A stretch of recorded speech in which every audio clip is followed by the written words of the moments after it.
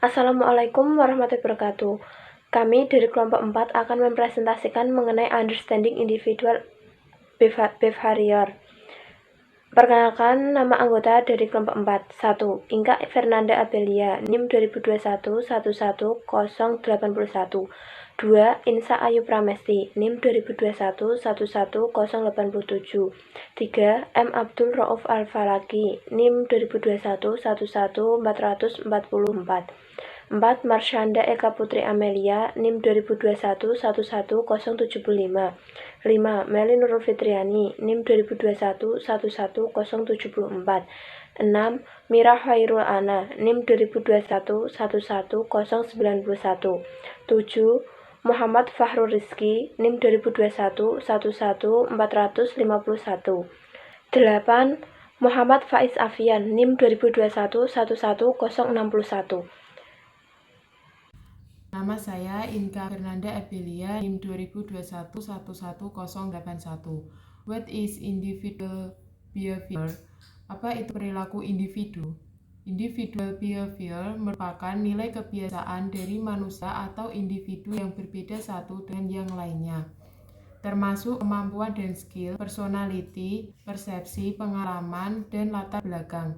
Setiap individu adalah unik sehingga diperlukan situasional atau contingency approach dalam menghadapi individu yang berbeda tersebut untuk menghasilkan individu yang loyal dan menghasilkan hasil yang optimal dalam perusahaan. Perkenalkan, nama saya Insa Ayu Pramesti, NIM 2021111087.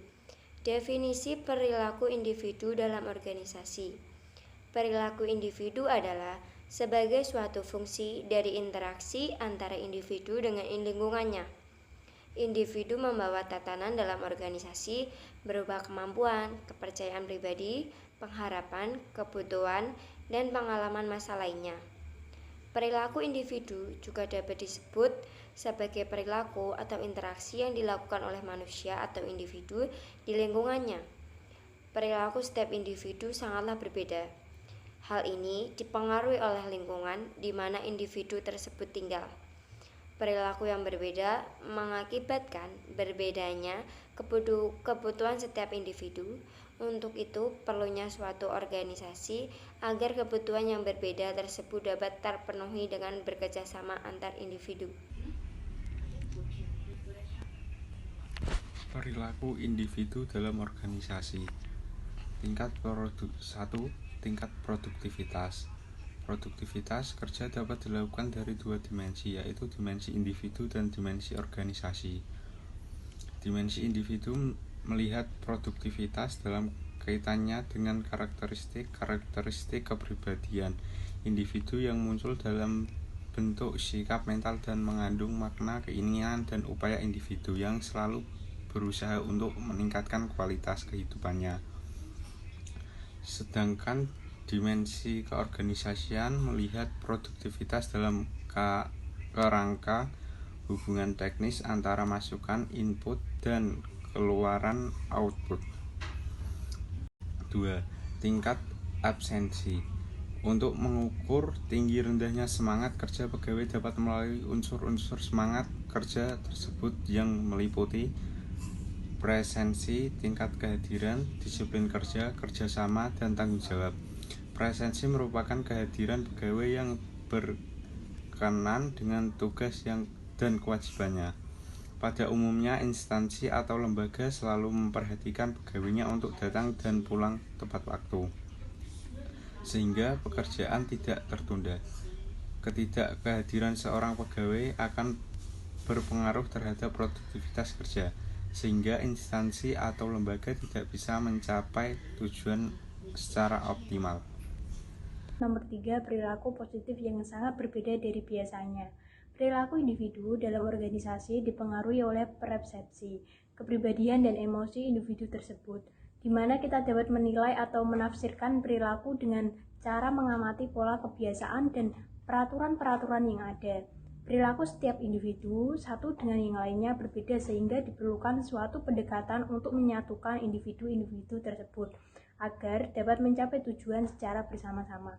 Adapun selain dari menafsirkan perilaku individu, untuk mengetahui tujuan individu tersebut, bisa menggunakan komunikasi sebagai media untuk mengetahui individu tersebut. Dengan perbedaan kecerdasan yang dimiliki oleh setiap individu, maka perilaku yang akan terwujud pun akan berbeda pada setiap diri individu tersebut. Dengan setiap perbedaan kecerdasan yang dimiliki oleh setiap individu akan mempengaruhi kepada setiap perilaku individu.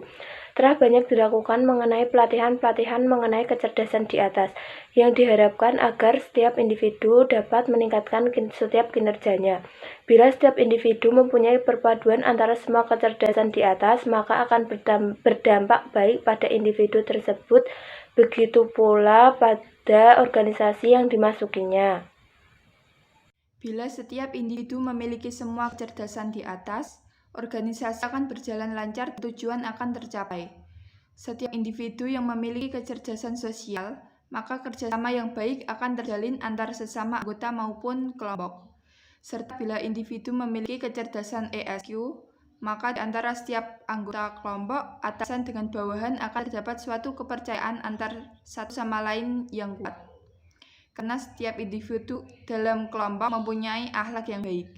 Oleh sebab itu, dalam setiap organisasi dibutuhkan suatu kecerdasan yang seimbang yang dimiliki oleh setiap individu organisasi tersebut.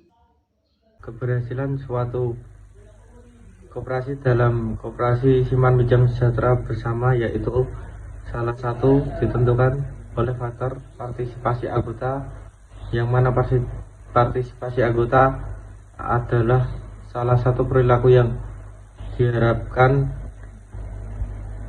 dari perilaku individu dalam keanggotaannya di sebuah koperasi. Proses kerjasama antara sekelompok orang untuk mencapai tujuan yang telah ditetapkan dipandang dari kenyataan bahwa koperasi simpan pinjam sejahtera bersama untuk mempertahankan diri, pengembangan dan pertumbuhan suatu koperasi simpan pinjam sejahtera bersama tergantung pada kualitas dan partisipasi anggota-anggotanya. Oleh karena itu, para anggota harus memiliki pemahaman yang jelas mengenai visi dari organisasi, misi, tujuan umum, saran, kemampuan untuk menguji kenyataan dalam mencegah permasalahan dan perubahan lingkungan. Dengan mengetahui faktor yang mempengaruhi tingkat partisipasi anggota organisasi koperasi simpan pinjam sejahtera bersama, dapat menentukan strategi yang dapat memasang partisipasi anggota dalam menjalankan perannya. Dalam upaya menjalankan partisipasi anggota koperasi simpan pinjam sejahtera bersama dapat digunakan sebagai cara tentunya sesuaikan dengan kondisi ada pada koperasi.